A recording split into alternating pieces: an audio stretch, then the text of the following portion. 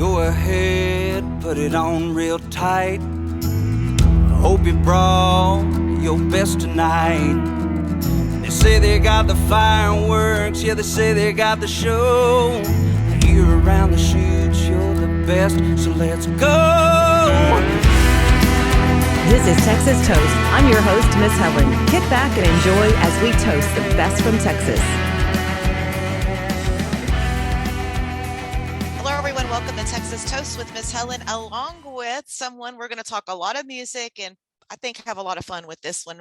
Welcome to Jon Hope. Hello, Jon. I've been wanting you on the podcast for a while. Yes, ma'am. Glad to be here. Yeah, and of course, you have a new single out. We'll get to talking about your music, but of course, this spring, I did get a chance to meet with you briefly at the T3R Awards, where you won the Future Faces show. Yes, ma'am. Yeah, that was. I'm still kind of I was living in the surreal land over that whole thing. That was really cool. It was such an honor to get to compete, first of all. Mm-hmm. And there were so many talented artists there that night, and then to win the male category and then get to go play on the big stage with the band. That was awesome.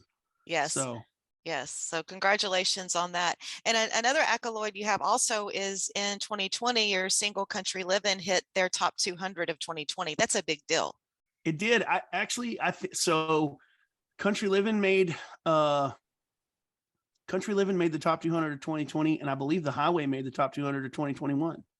Yes. I think that's right. So yeah, it's been which that was really crazy to me because that's the first single we put out was Country Livin', and then we turned around and made the top 200, and I think we peaked at like 56 on the charts. Mm-hmm. With that, stayed out for 26 weeks. It was a really good run for the first rattle out of the box. So just we've had some cool stuff happen. It's been really good. We've been blessed. And I'm sure you've got a lot of cool stuff coming up. Well, let's talk about where you come from. Of course, you live in Albany. Yes, ma'am. Yeah. So I live in a little town south of Wichita Falls. It's Albany. If for those of you listening, if y'all don't know where it is, don't feel bad. It's just me and 3,000 of my closest friends. Well, it's grown it's grown a lot since I was a kid, because I know exactly where it is, because when I was a kid, my grandparents retired from the Houston area and they bought the Deluxe Motel in Seymour, Texas.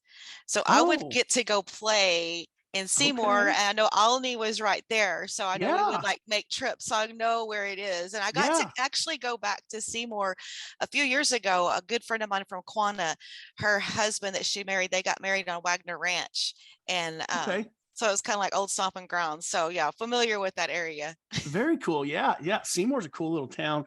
I actually play. There's a let's see.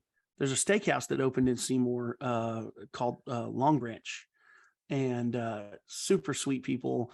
And I played out there a couple of times, and we play Throckmorton, and I mean, I love this area. It's great, and so I was born and raised in West Texas, Midland to be exact. Okay. And so this is Albany is sort of like where West Texas meets North Texas, like. It's a good in-between point for me, I think. We still have trees that don't have to be planted, because if you go to Midland and you see a tree, somebody put it there. Like it's not going to grow on its own. And so, we moved out here, say 7 or 8 years ago. And my wife, she was a teacher. And so she taught here in Albany for 7 years, and she just recently changed jobs. Now she works at Texas Workforce Commission. But yeah, it's a lovely little town. We love it here. We bought my in-laws' house. They wanted to move to East Texas to Lake of the Pines and do the whole lake house thing. And so they had this really neat. I think it was built in 1909. It's from what we've been told, it's like a Sears and Roebuck catalog house. And so they were like, hey, you want to buy our house? And at the time we lived in Weatherford. And so it was yeah, we love the house. And so it was just kind of a no brainer. So we moved in and they moved to the lake, and we've been here ever since, but we love it here. So been there ever since. You're making lots of music. How did you get into music? I know a lot of when I was, researching your bio, I know you come from basically your bio says across 1,000,000 miles of an 18-wheeler got you into country music. Well, okay, so that didn't get me into country music, but that's where I think I draw a lot of my experience for songwriting. Mm-hmm. So I've been singing since I was about 3.5. Wow. So my grandmother was this quirky little Irish lady, redheaded. She was like 4'11", and I guess it was like a social experiment kind of thing. And she said, I think she just thought, well, I wonder if I can get him to memorize words.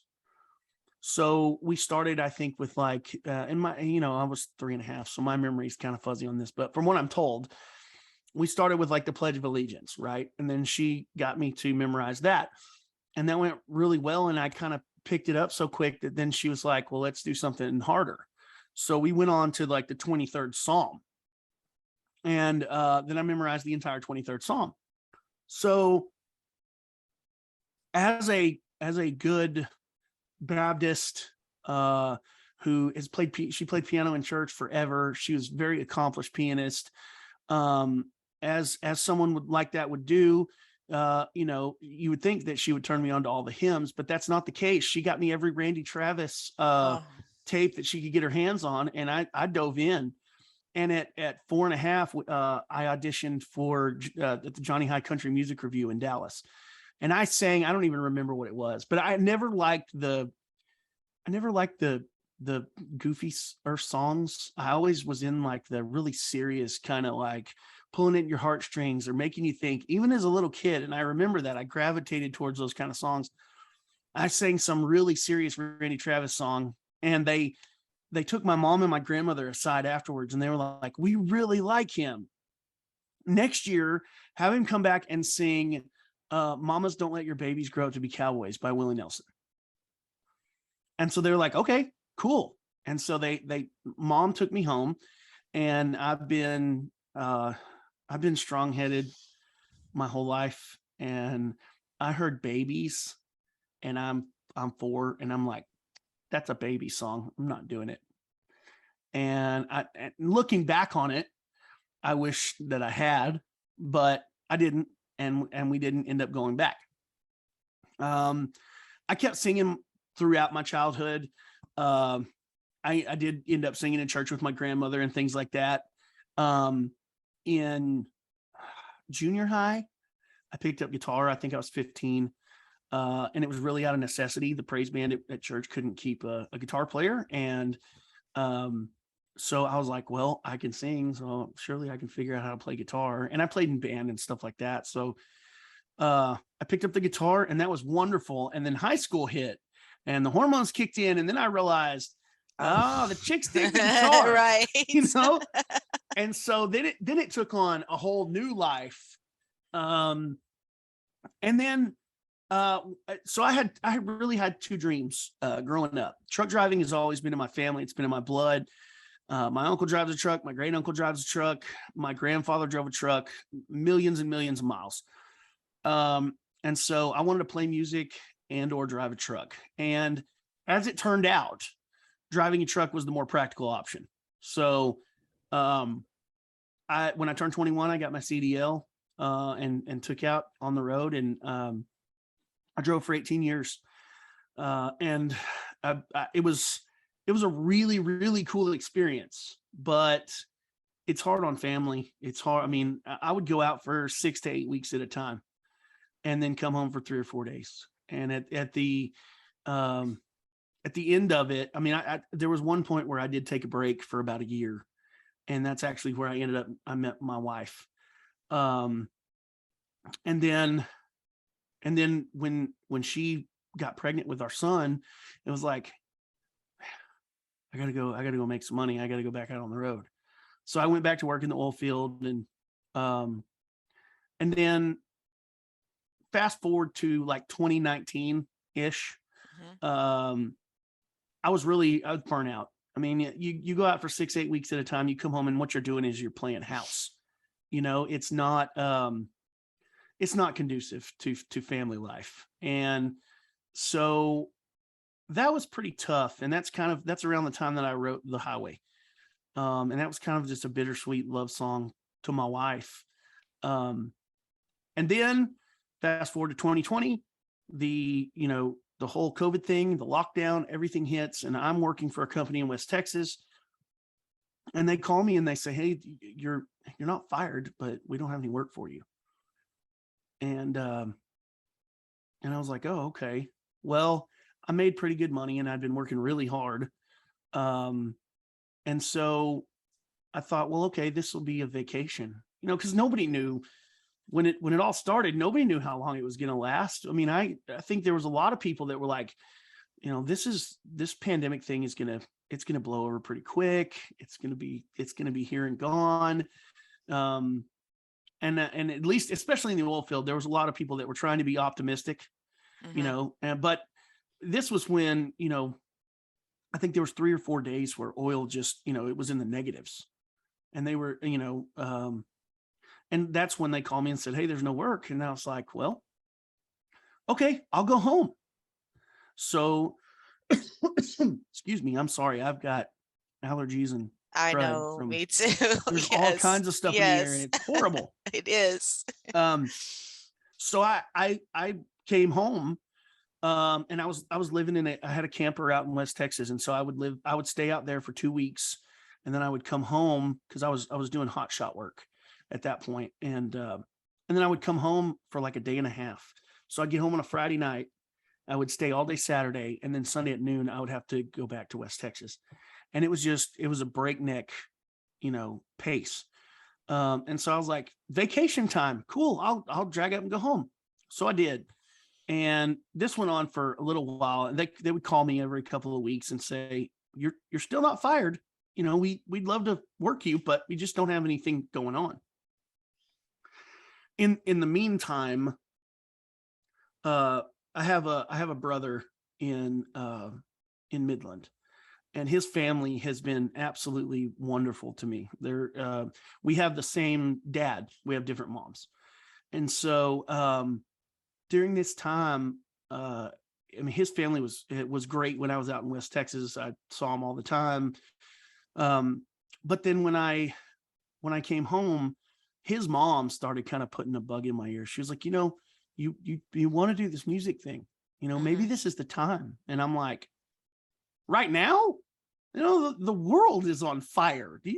I mean, I don't know. I don't know, maybe, but it really hadn't even occurred to me. Like I really thought I was just trying to figure out what to do about work and my family and all that stuff. And so she kind of stayed after me, and she was like, I really think this is your time. And finally I said, well, maybe, but recording and promoting and I mean all that stuff, it's expensive, and I don't know that I have the money to do that right now. Because we don't know how long this thing's going to last at this point. And now we're kind of in the middle of it all. And she said, I tell you what, I'll pay for this one. Let's just get you a song on the radio. And see, at that point, we didn't really even know like what that really meant. I didn't know when we released the song on the radio, that meant I was starting like 4 businesses. True. Yeah, because you got the live side, you've got the shows, you need to book shows, you've got merch, you need to have merch, you've got radio, and then you've got social and streaming and all the online platforms and all that. And so I really had no idea. I mean, I had no clue what we were getting into. And I'm glad I'm looking back on it, I'm glad that I didn't, because it might have made me go, oh man, I don't know. And so with the first single that we released it with Debbie Green. And she's a wonderful lady. love her to death. And I just remember her saying, okay, you've got a single on the radio. Now, what are you going to do to promote it? And I went, I don't even know what that means. She goes, well, you need to go book gigs and, you fill up a calendar and you need to do all this stuff. And I'm like, now I don't even know. I've never, even under the best of circumstances, right? I've never booked a gig.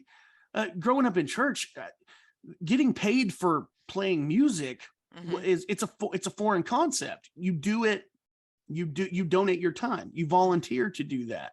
And it's a wonderful thing. Don't get me wrong, but putting a value on this, and now it's a business. It's a paradigm shift. You have to change the way you're looking at it.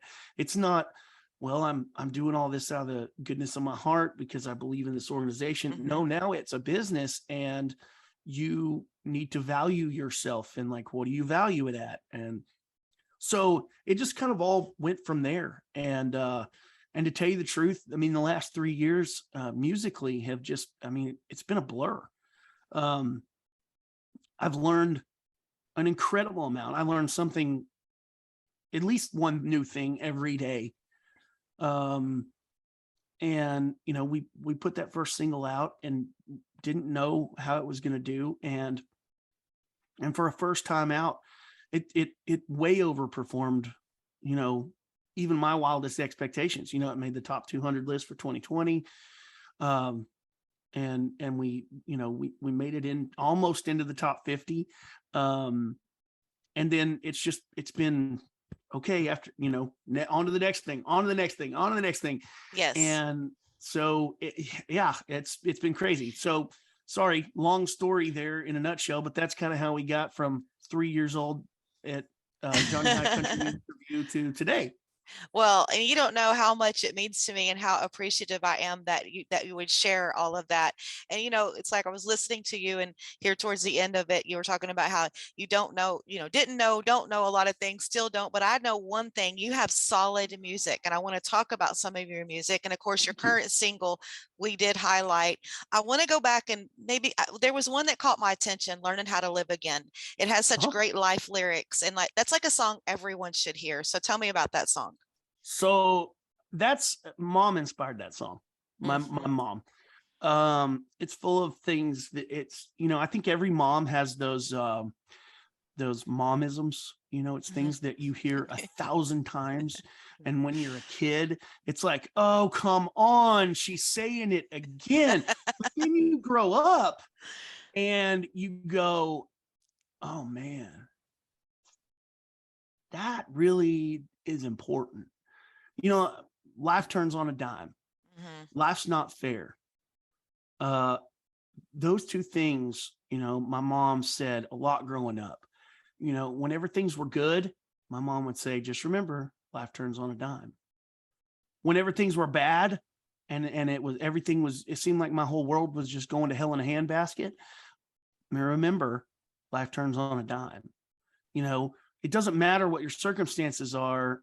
It's the fact that in the good times and in the bad, this too shall pass. And so remember that, whether you're sitting on a high or you're in a valley. And so she just kind of inspired that song. And I always, when we play that song live, I always tell people, that my mom inspired this song. It's full of all those things she used to say, life's not fair, life turns on a dime, pick up your damn socks out of the floor. Yes. It's not in there, but she said that to me a lot, because that's the typical teenage boy thing. Like, pull all that stuff out from under your bed. That's right. That's what my son. Yes. So yeah, mom really, that was a total mom. I just took all of the things. And oddly enough, that was the first country song that I ever wrote. Really? Yep. First country song. Good one. Well, another one that your mom kind of inspired, because we highlighted it here on Texas on Tap, was when she was on the phone, Fort Worth calling Dallas, fell in love with that song. Yes. And that was another one. Your mom was like on the phone, and somebody tell a story about that. I tried to tell it a little bit from the bio and on the promo. So I'm hot shotting I'm in West Texas, and I had the day off, and of course my guitar goes everywhere with me, so it's in the camper with me, and um, and we have this family friend named Dallas, and we've known him since he was a kid, and he's in his mid-20s now, but we've known him forever, and a sweet kid. And so every once in a while, she will call me and give me an update on Dallas. Right. And just so you know, none of the events in the song have anything to do with the actual person, Dallas. It just ended up fitting. It just fit. So she calls me one day and she's giving me this update on Dallas. And I'm like, well, how's he doing? And my mom lives in Fort Worth. And she said, well, he's living right outside of Knoxville these days. And I was like, oh, cool. And then I just instantly, and she keeps on talking, and I'm gone. I'm in songwriter mode. And I was like, hold on, Mom, pause. So you're in Fort Worth calling Dallas in Tennessee? And she goes, yeah. And I was like, bad connect, got click. And I'm sorry, I did. I and she knows this now, and we laugh about it now, but I hung up on my poor mother because so often I can remember 10 or 15 times being driving down the road and some little catchy line pops into my head, and I go, I got to remember that. And then 10 minutes later, it's gone. And I can't for the life of me remember it. And it's like, excuse me. Excuse me. It's like, oh man, why didn't I get my phone out, hit the recorder or something, write it down, pull over, and it's gone. And so when that line popped into my head, I was like, I have to get this on paper. I've got to write this down. So I hung up on my mother and I wrote it down. And in fact, I sat down and the chorus just kind of came out. And I called her back about 20 minutes later, and I came clean. I was like, I didn't hang. I mean, it wasn't a bad connection. I actually hung up on you. And she was like, what? And I was like, okay, but I got to play this for you. I got to play this song for you. And so I played her the chorus, and she was like, oh, wow. Okay. You're forgiven, And then that was kind of one of those songs. It took a little bit to write. I wrote the first verse, and then I had the chorus first, and I wrote the first verse, and then I just kind of got stuck. And I sent it to a friend of mine who is now the bass player in Jon Hope and the Jackwagons. And I said, man, I'm just stuck on this. Can you, and Jordan and I have written together before. And so I sent it to him, and I said, man, I can't figure out where this needs to go. And like 45 minutes later, he sends me back the second verse to Fort Worth calling Dallas. And I played the whole thing through, and I was like, it's perfect. Mm-hmm. It's right. This is the story this is how it needs to be. Mm-hmm. And so, he wrote the second verse, and it is as he wrote it. There were no rewrites or edits. It's exactly like he wrote it. But yeah, my mom has, I love it. My mom being in just in the right place at the right time has really, she's inspired stuff. So yeah. So glad I got to hear that story directly from you, because I know it was mentioned, in a little bit of the verbiage when the song was released. So let's talk about Jon Hope and the Jackwagons and your current single, Horse of a Different Color. And it's like, I'm one of those that can't be tamed either. And I love this song, love the beat, love how it sounds. And also I love the horse that's on your promo material, the picture. That's cool looking. That is so cool looking. But tell me about Horse of a Different Color, and then let's talk about and the Jackwagons and how that kind of rebranding's going on. Absolutely. So first of all, the Serape horse was my wife's idea. Mm-hmm. When I told her this was going to be the next single, she was like, I've got it. You need a Serape horse. And she pretty much, I do all my own artwork. And so she told me what she was thinking, and I pulled it up on Photoshop and Adobe Illustrator, and I played with it, and I kept showing it to her on the iPad, and she was like, no, not right. And then I'd go mess with it a little bit more, and okay, better, but what if you did this, and so we had to find the right colors to go in the horse. And anyway, that's a long kind of boring story, but yeah, my wife was the reason for the horse. So wrote this song with a guy named Dusty Tanner. Dusty has written some songs with Hayden Haddock. Really good songwriter, super nice guy. And this writing relationship kind of, it was interesting how it happened. He contacted me via email one day and was just like, hey, my name's Dusty Tanner. I've written songs with Hayden Haddock, and I don't know if you'd be interested, but I've got some stuff, or maybe we can write together, or, whatever.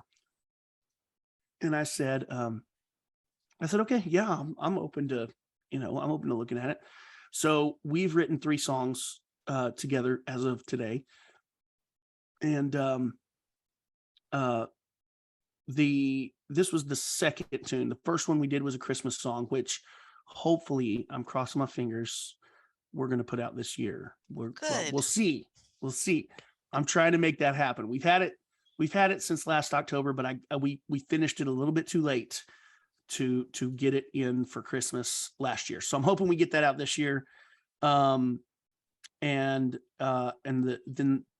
we wrote another one called Heartache Waiting to Happen. And then we did this Horse of a Different Color song. And so it was kind of a toss up between Heartache Waiting to Happen and Horse of a Different Color. And after discussions with the band on which one they liked and which one, we kind of felt like would do better, we landed on Horse of a Different Color. And I drew inspiration from my wife on this, because like she's a strong-willed woman, and I love her to death, but her favorite thing to do is to look at me, if we're talking about something, and she'll be like, I do what I want, and I'm like, okay, honey, all right, fair enough. So yeah, so this is for that type of woman. Yeah, and because I can. Because I can't, yeah. Because I can. That's me. And it's like, if you tell me I can't do something, I'm running the total opposite direction. Absolutely. Yeah. I mean, my wife is very strong-willed. She's a sweetheart of a person. She has a huge heart, but at the same time, you really don't want to cross her. She's just a very strong woman. And I love Dusty hit me with the metaphor of, horses and this strong-willed woman. And I thought, man, that's perfect, because, the horses are incredible, intelligent creatures. They're beautiful. There's so many neat parallels to be drawn. And I only ever got one. I played it for one person, and they were like, and it was a female, and she was like, I don't like that song. And I was like, why? She likes it now. It's kind of grown on her, but she was like, I said, why? She goes, well, I just always think is,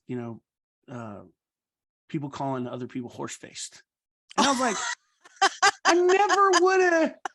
So I'm just saying, as a disclaimer, it has nothing to do with that. For anybody listening, it's got zero to do with anybody being horse-faced. That's the best. We were really looking for the beautiful attributes of the horse, not the So I was like, wow, I that's so far away. Like that's okay. All right. Well, thank you for bringing that up, because at least now I know that, okay, well, maybe somebody will think that way. So I've been telling everybody, disclaimer, this has nothing to do with that. This is all the good stuff. Oh, so do you, are you working on some future new music to release, new EPs or albums?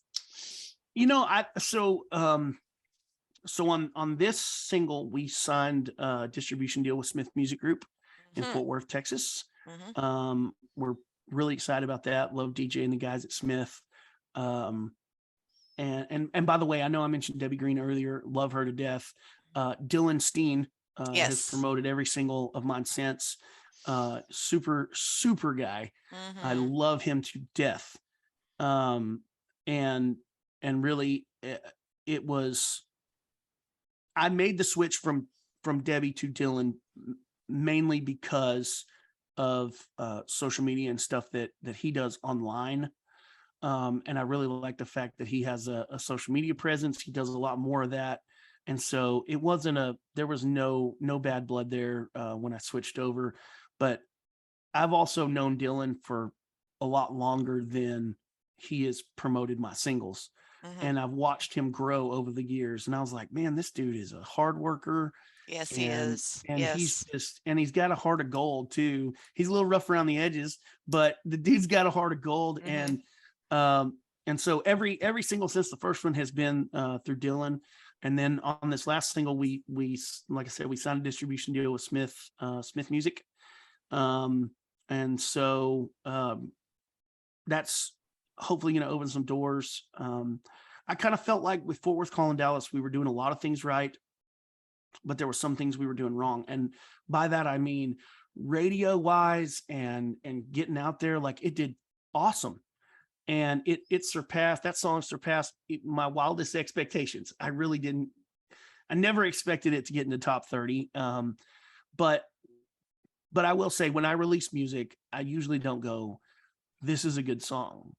I go, I think we've got a solid product, but I really want to leave it up to people to decide whether it's a good song. So after it making top 30, I can say, I think it's a good song. Yes, absolutely. So, but yeah, we've got another single. I'll just tell you, it's already recorded. We've got the next one ready. Good. It's recorded and ready to go. I like to try to stay at least one ahead. As far as an album goes, I don't know. That's such a hard thing. I think we're going to stick with the singles, maybe an EP in the future. I mean, for sure an EP in the future, but as of right now, albums are so expensive to record, and then the shelf life on them is so short. True. That when you're counting pennies, when you're rolling pennies so that you can record and promote a single or an album, it just seems like it takes so long to get an album made.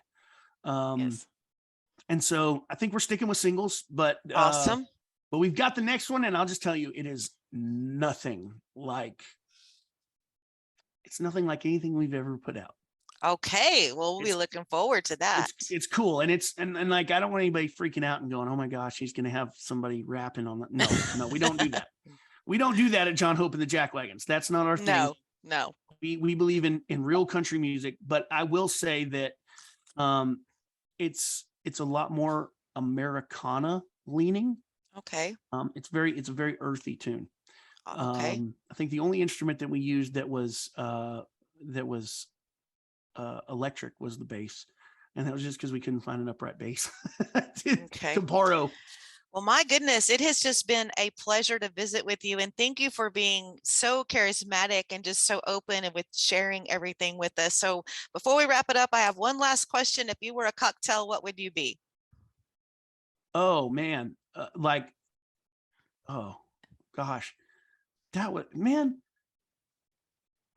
I love it when people ask outside the box questions, but it always just hits me, and because it's if I was a cocktail, what would I be? Okay, so I'll tell you this. We play down at White Elephant quite a bit in Fort Worth, down in the stockyards. And Whitney is one of the bartenders at White Elephant, and she makes this drink called a painkiller. Oh wow. And it is fantastic. I don't really know what's in it. But I would probably want to be a painkiller because that's awesome. So yeah, that's probably the best answer I can come up with. Okay, well, it's been a pleasure visiting with you. Thank you so much, Jon Hope. Yes, ma'am. Thank you for having me. And with a heavy tongue, she knew where I was from. As she left, I dared to say,